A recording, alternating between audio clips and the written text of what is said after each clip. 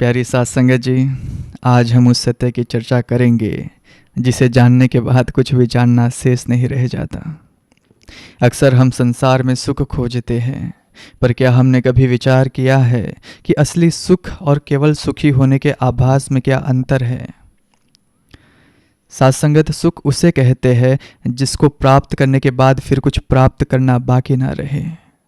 जैसे केवट को वह परम सुख मिला जब वह भगवान के चरण पखार रहा था और उसने कहा कि अब कछु नाथ न चाहिए मोरे, दीन दयाल अनुग्रह तोरे। निरंकार की प्राप्ति ही परम सुख है, बाकी सब तो 4 दिन की चांदनी है। यदि हृदय में कोई भी कामना शेष है तो समझो साथ संगत अभी सुख कोसों दूर है, क्योंकि कोई आकांक्षा ना होना ही सुख का लक्षण होता है। गोस्वामी तुलसीदास जी ने भी कहा है, जाकी कृपा लवलेस ते मति मंद तुलसीदास हो, पायो परम विश्राम राम समान प्रभु नाही को। साथ संगत विचार कीजिए कि क्या इस संसार का कोई ऐसा सुख है जिसे भोगने के बाद मन कह दे कि बस अब और कुछ नहीं चाहिए, हो गया। पर एक कामना पूरी होती है तो दूसरी और खड़ी हो जाती है। पूरा जीवन इसी जोड़ घटाव में हमारा निकल जाता है और जब अंत समय आता है तो साथ संगत मनुष्य भयभीत हो जाता है कि मेरा मकान, मेरा बैंक बैलेंस और मेरा कमाया हुआ यश सब यहीं छूट जाएगा। आध्यात्म साथ संगत हमें इसी अंतिम यात्रा के लिए तैयार करता है। साथ संगत यह शरीर भी एक वस्त्र की तरह उतार दिया जाता है और यहाँ से हम एक पैसा भी साथ नहीं लेके जा सकते। श्रीमद् भगवद गीता में भगवान कृष्ण कहते हैं, वासान से जीर्णानि यथा विहाय नवानि गृणाति नरोपराणि तथा शरीराणि विहाय जीर्णान्य अन्याय शह्याति नवानि देहि। जैसे हम पुराने कपड़े उतार कर नए कपड़े पहन लेते हैं, वैसे ही आत्मा शरीर को त्याग देती है। साथ संगत जब कपड़ा ही अपना नहीं तो कपड़े के जेब में रखा हुआ धन अपना कैसे हो सकता है?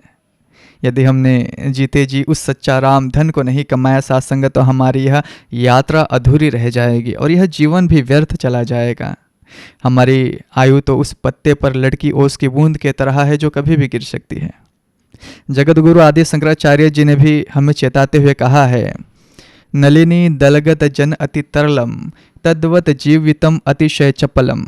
अर्थात साथ संगत जैसे कमल के पत्ते पर पड़ी पानी की बूंद अत्यंत चंचल और अस्थिर होती है, ठीक वैसे ही यह जीवन भी अत्यंत क्षणभंगुर है। यह पानी के उस बुलबुले के समान है जो पल भर में फूट जाता है।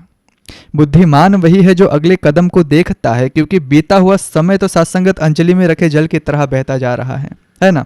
साथ संगत जी, विशेषकर आज के युवा पीढ़ी को यह समझने की बहुत आवश्यकता है कि पढ़ाई और लक्ष्यों के बीच जो अशांति है उसका समाधान केवल नाम सिमरन में है। यदि आप गंदी बातों, गलत संगति या फिर व्यर्थ के आकर्षणों से बचकर उस परम सत्ता से जुड़ जाए तो आप महान बन सकते हैं। याद रखिए साथ संगत, हमें समस्याओं के सामने रोना नहीं है, बल्कि अपनी आत्मिक शक्ति से समस्याओं को रुलाना है।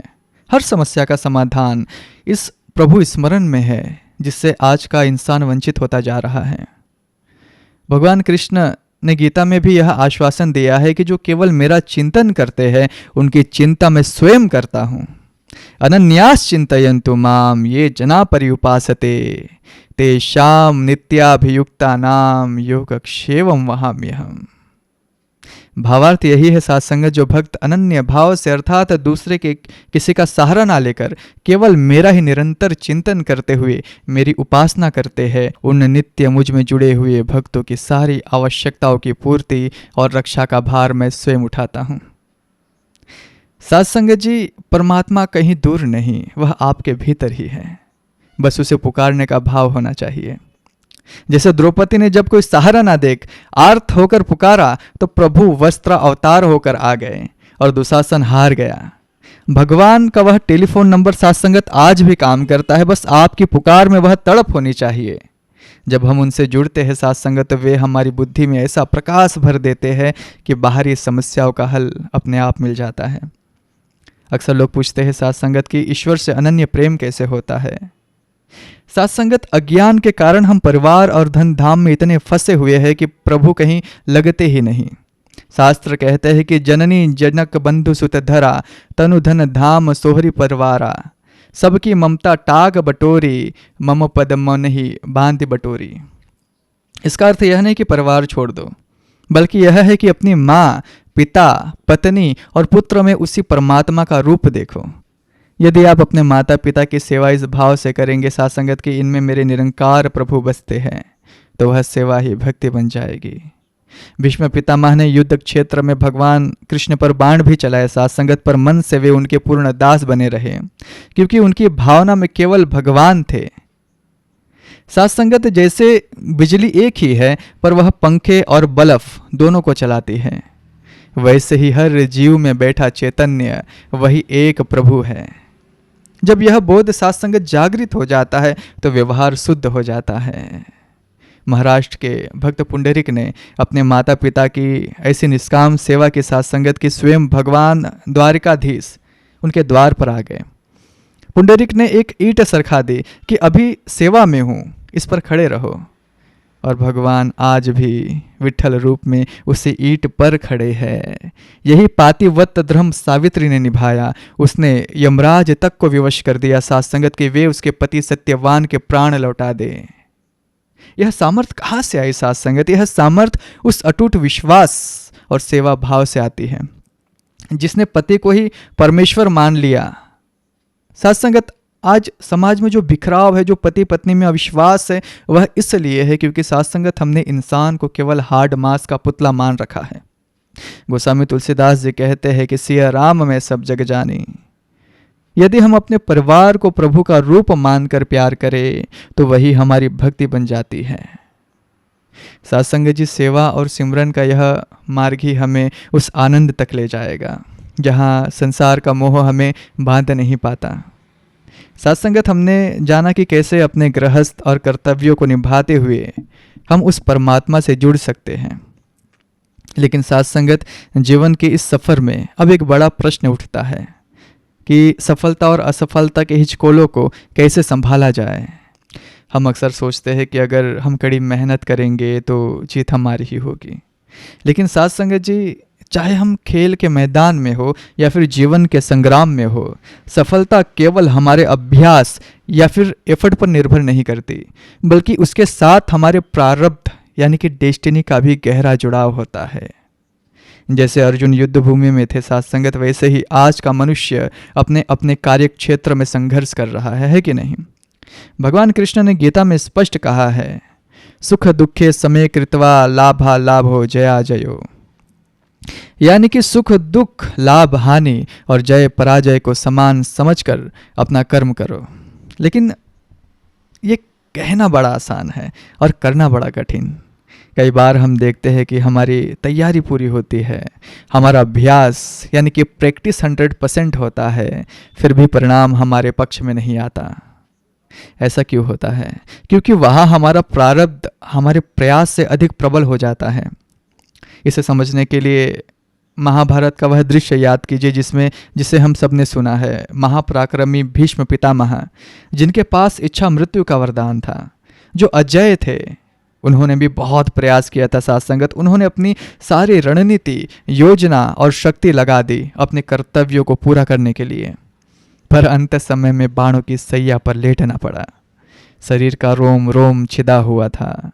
कथा आती है साथ संगत कि जब भीष्म पितामह बाणों की सैया पर थे तो उन्होंने भगवान कृष्ण से पूछा, केशव, मैंने अपने पिछले 100 जन्मों को देखा है, मैंने कभी किसी का बुरा नहीं किया, फिर मुझे यह बाणों की चुभन और यह कष्ट क्यों मिल रहा है? तब भगवान कृष्ण ने मुस्कुरा कर कहा, दात, आपने 100 जन्म देखे, एक जन्म और पीछे जाइए। 101वें जन्म में आप एक राजकुमार थे और शिकार पर जाते समय आपने एक करकट्टा यानी कि जो सांप जैसे जीव को कांटों में फंसा कर फेंक दिया था, जिससे उसके शरीर में कांटे चुभ गए थे। आज वही कर्म प्रारब्ध बनकर आपके सामने खड़ा है। साथ संगत जरा सोचिए, अगर भीष्म पितामह जैसा महापुरुष जिसका तप और त्याग इतना महान था, वह अपने कर्म बंधन और प्रारब्ध से नहीं बच सके तो हम और आप किस गिनती में आते हैं? जब प्रारब्ध सामने आता है तो बाणों की सैया भी स्वीकार करनी पड़ती है। और तो और साथ संगत स्वयं भगवान श्री कृष्ण जो इस सृष्टि के रचयिता है, जब मानव देह में आए तो उन्हें भी प्रारब्ध की मर्यादा रखनी ही पड़ी। एक शिकारी का बाण उनके पैर में लगा और उसी बहाने उन्होंने देह का त्याग कर दिया। जब स्वयं विधाता ने प्रारब्ध के नियम को स्वीकार किया साथ संगत, तो हम उससे भागने वाले कौन होते हैं। इसलिए बुद्धिमान वही है जो हर परिस्थिति में, चाहे जीत हो या फिर हार हो, इस निरंकार की रजा को स्वीकार करे। जाहि विधि राखे राम ताहि विधि रहिए। और यह शक्ति साथ संगत, यह ठहराव केवल और केवल सिमरन से ही प्राप्त होता है। और साथ संगत जी, जब सिमरन के जरिए हम रजा में रहना सीख जाते हैं तो हमारे भीतर से मांगने की वृत्ति खत्म हो जाती है और उल्टा देने का भाव जागता है। जब हम अपने प्रारब्ध और फल की चिंता में उलझे रहते हैं तब तक हम केवल अपने सुख के बारे में सोचते हैं, है ना। और यही सोच हमारी सेवा और प्रेम को भी दूषित कर देता है। केवल अपना सुख। जब हम संसार में सेवा करते हैं तो अक्सर हमारा प्रेम स्वार्थ में बदल जाता है। आज जिसे हम प्रेम कहते हैं वह वास्तव में प्रेम नहीं है, बल्कि सामने वाले का शोषण है। असली प्रेम तो वह है जहाँ हम स्वयं को मिटाकर सामने वाले को सुख दें। महात्मा की परिभाषा केवल लाल पीले वस्त्र पहनने से नहीं होती, बल्कि उनके आचरण और उद्देश्य से होती है। जो सबको सुख देना चाहता है साथ संगत, वही महात्मा है। और जो सबसे सुख लेना चाहता है वही दुरात्मा है। साथ संगत याद रखिएगा, स्वार्थ का त्याग ही भक्ति की पहली शर्त होती है। यदि स्वार्थ बना रहा तो वेश बदलने के बाद भी शांति नहीं मिलती है ना। यही स्वार्थ हमें तृष्णा की ओर ले जाता है। साथ संगत, यह मन बार बार उन्हीं भोगों की ओर भागता है जिन्हें हमने पहले ही भोग चुके हैं। पर क्या उन भोगों में कभी तृप्ति मिलती है? नहीं मिलती। विचार कीजिए साथ संगत, जैसे कोई रेशमी थैली बाहर से बहुत सुंदर दिखे पर उसके अंदर गंदगी भरी हो, क्या आप उसे गले लगाएंगे? यह शरीर भी साथ संगत बाहर से बहुत चिकना है पर भीतर मल मूत्र का भंडार है। ज्ञानी पुरुष इसी दोष दर्शन के द्वारा तृष्णा से मुक्त हो जाता है। शास्त्र सम्मत मार्ग पर चलना ही साथ संगत आनंद का आधार होता है। जो काम धर्म के विरुद्ध है वह पाप है और बुद्धि को नष्ट कर देता है। लेकिन साथ संगत, जो काम मर्यादा में होती है वह साक्षात ईश्वर का रूप है। ऐसा मैं नहीं, संत कहते हैं। कई बार हमारे मन में यह डर बैठ जाता है कि हम इस माया और परिवार के मोह में फंस गए हैं। पर सच्चाई तो यह है साथ संगत कि यह संसार एक नाटक का मंच है ना। आपको यहाँ किसी का पुत्र या फिर किसी का पति या फिर किसी का भाई बनाया गया है। आपको बस अपना रोल पूरी ईमानदारी से निभाना है, पर अंदर से यह जानना है कि आप इस शरीर से परे अविनाशी आत्मा है। जैसे साथ संगत, एक बगीचे में रास्ता जानने वाला व्यक्ति आनंद लेता है और रास्ता ना जानने वाला घबरा जाता है, वैसे ही अध्यात्म का ज्ञान हमें इस संसार रूपी बगीचे में मजे लेना सिखाता है, न कि डरना। अक्सर हम अपने परिवार के लिए ही सिमरन करते हैं कि वे सुखी रहे। साथ संगत जी, यह भी एक सूक्ष्म मोह है, पर घबराइए नहीं। जब एक व्यक्ति प्रभु की शरण में आता है तो उसकी 21 पीढ़ियों का कल्याण स्वयं परमात्मा कर देता है। जैसे सरकारी अधिकारी के परिवार को रेलवे में विशेष सुविधा मिलती है साथ संगत, वैसे ही भक्त के परिवार का योगक्षेम स्वयं निरंकार परमात्मा वहन करता है। बस अपना सर्वस्व पहले प्रभु को समर्पित कर दो, फिर जो कुछ भी करोगे वह सेवा बन जाती है। जब भगवान नरसिंह प्रहलाद पर प्रसन्न हुए थे तो प्रहलाद ने अपने पिता यानी कि हिरण्यकश्यप की मुक्ति मांगी। तब भगवान ने कहा, त्रिशब्दभिर पिता पूतः पितृभि सहते अनगः यत साधो अस्य कुले जातो वा भवान वै कुल पावनः। अर्थात साथ संगत है, निष्पाप प्रहलाद, तुम्हारे जैसा भगवत भक्त जिस कुल में जन्म लेता है वह कुल पवित्र हो जाता है। तुम्हारे पिता ही नहीं बल्कि उनकी 21 पीढ़ियाँ पवित्र हो गई है। साथ संगत जी, हमारे भीतर की सबसे बड़ी बाधा हमारा अतीत है। पुरानी बातें, पुरानी करवाहटें हमें वर्तमान में जीने नहीं देती। हमें अपने मन के हार्ड डिस्क से इन बातों को डिलीट करना सीखना होगा। जैसे 10 साल पुरानी गाली भी आज याद आने पर जलन पैदा कर देती है, वैसे ही हमारे जन्म जन्मांतर के संस्कार हमें परेशान करते हैं। इन्हें मिटाने का एकमात्र तरीका है सिमरन की डोरी को पकड़ लेना। यदि आपने नाम सिमरन को पकड़ लिया तो ध्यान और ज्ञान अपने आप आ जाएंगे। डाकू रत्नाकर जो बाद में वाल्मीकि बने, उनका अतीत हिंसा और पापों से इतना भरा था कि उनके मुख से पवित्र राम नाम निकल भी नहीं पा रहा था। तब नारद मुनि ने उन्हें केवल सिमरन की डोरी थमाई और मरा मरा यानी कि उल्टा नाम जपने को कहा। रत्नाकर ने अतीत की चिंता छोड़कर एकाग्रता से सिमरन किया, जिससे उनके जन्म जन्मांतर के हिंसक संस्कार मिट गए। सिमरन का प्रभाव ऐसा हुआ सासंगत कि एक अनपढ़ डाकू के भीतर स्वयं ब्रह्मज्ञान प्रकट हो गया और उन्होंने बिना किसी शिक्षा के रामायण जैसा महाकाव्य रच दिया। यह कथा सिद्ध करती है सासंगत कि जब हम सिमरन की डोरी थाम लेते हैं तो अतीत का भारी बोझ उतर जाता है और वाल्मीकि जी की तरह ज्ञान और ध्यान अपने आप हृदय में प्रकट हो जाता है। सासंगत भक्ति के मार्ग में श्रद्धा पहली सीढ़ी है और प्रेम अंतिम लक्ष्य है। शास्त्र कहते हैं कि श्रद्धावान लभते ज्ञानम। बिना श्रद्धा के ना ज्ञान मिलता है और ना शांति मिलती है। सासंगत निरंकार पर कभी शक मत कीजिए।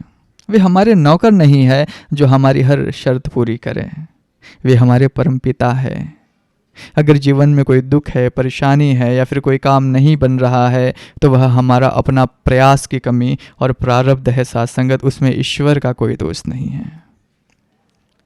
सासंगत अंत में बस इतना ही कहूँगा कि इस दिव्य प्रेम और भक्ति में डूबकर अपने जीवन को सफल बनाए। निरंतर सिमरन करते रहे, सेवा में लगे रहे और संतों का सत्कार करते रहे। यही जीवन का सार है और यही मुक्ति का द्वार है। इन्हीं शब्दों से